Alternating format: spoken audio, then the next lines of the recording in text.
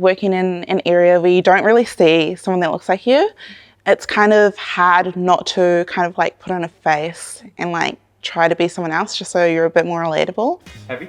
Happy! Nervous energy. Shake it up. How would you describe like what your current role is and what you do? My current role at the moment is lead teacher at Inspire Dev Academy. I grew up in the church, and when I told my family at the church that I was a developer evangelist, developer went out the door, evangelist set the place on fire. I'm a web designer, so I create beautiful digital experiences, beautiful websites that you've probably visited. So I'm a site reliability engineer, which means I keep websites online and functional. Everything should be up and running, reliable and secure. Like a teenager, what were you imagining yourself doing, being? Well, as a teenager, I imagined that I would do the complete opposite of what my parents said. So my parents said, you'd be great at tech. And I went, haha, never gonna do it. I was living in Greyland before it was gentrified and bougie, apart from this one house. And it was at the top of the street, and it was the biggest house. And I asked my mum, I was like, what does he do? She's like, he's a brain surgeon. So I was like, sweet, I'm gonna be a neurosurgeon. That's exactly what I'm gonna do because I can get a big house and I can look after my mum. And I was failing all my classes. So one day I took a walk to the mall and I spoke with an army recruiter and I joined the military. And my job that I got in the military was IT. So I configured switches and routers, I learned binary, and I did that for a few years before I got an office job in tech. But the way I got into tech and development is that I just really liked this company. So I turned up at their doorstep and said, I'll do any work you want. I just really like the work you do. And I was lucky because they gave me a developer role. And so.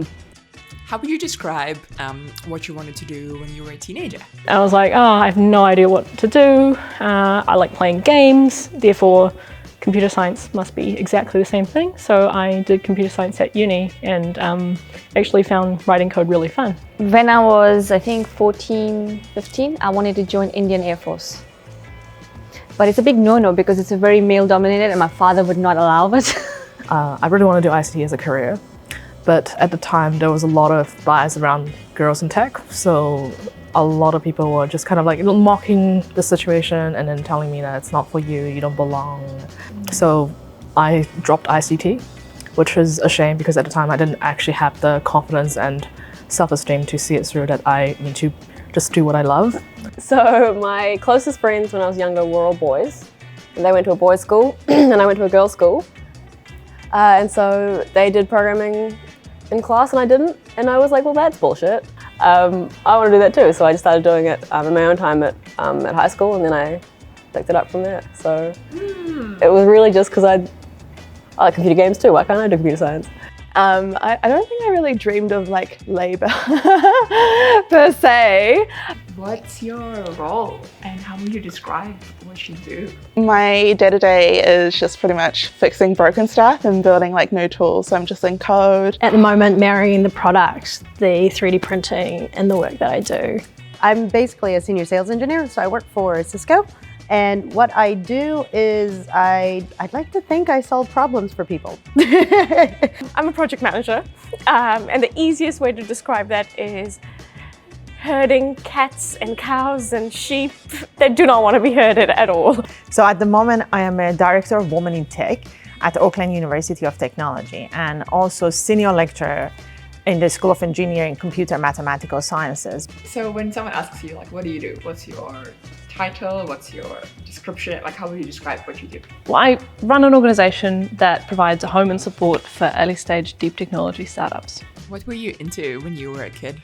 When I was a kid, when I watch movies, I see the black screen running a lot of script. And that was like my inspiration. I really loved that. When people would ask me, I'd say I just want to be happy, which is so naff. But I never knew, and I still don't really know. Oh my gosh, so before my love for technology, I was heavily involved in the science area. So I've always I was like that titration queen. I went onto a film set really, and fortunate enough to meet some people and go, oh, be quite interested. That actually sparked my interest, and then discovered audio. That really woke me up. I was like, yeah, I was excited. And there were two reasons I couldn't become an astronaut. One was because I get terribly motion sick, so that's not going to work. And the other reason, of course, was because I was a woman. But somehow, because computers happened in the 80s, if you know what I mean, nobody had sort of got their head around computers enough to say women can't do that. It's like it sort of snuck in, and we went, I think we're allowed to touch them, you know. It's a really cliche thing of my Asian parents will pay for my engineering degree but not a design degree. So I'm like, you know what? Engineering sounds good.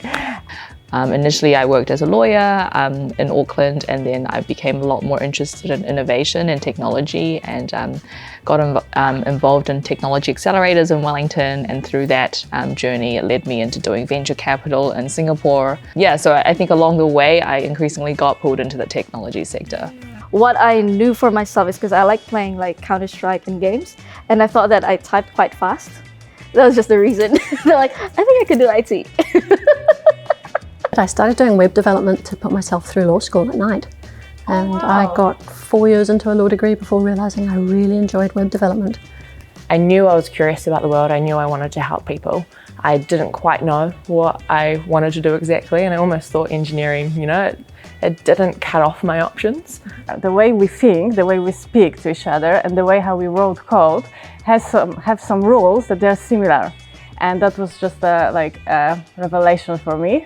And instantly I was so in a familiar space, somehow different from philosophy, but at the same time it was all like so similar. As a teenager, what did you want to do? I wanted to be whatever I was seeing, which I think is a bit of a challenge for students these days, because we're not exposed to what the world could be. What did you imagine yourself being, doing? I expected I would be an English teacher in high schools. And then I went to a bunch of university open days, learned about engineering because I was good at maths and physics, and I found robots and I was like, that's super cool, I want to study that. And so I did. But when I talk to people now, especially in user experience Auckland, you know, I'm dealing with people like I studied fashion or I studied architecture, and I'm not too fussed with that. I'm like, oh yeah, you know, you can definitely do this stuff. Anyway, he's like, so why did you apply for this role? And I just said, well, it didn't say you couldn't. And that was basically how I got into tech. Stories of these amazing folks show how we can push boundaries, follow our passions, be present in spaces as minorities, and fight stereotypes. They represent a positive change within the tech industry, but there is still work to be done. If you'd like to be a part of this work, check out a few simple things in the description below.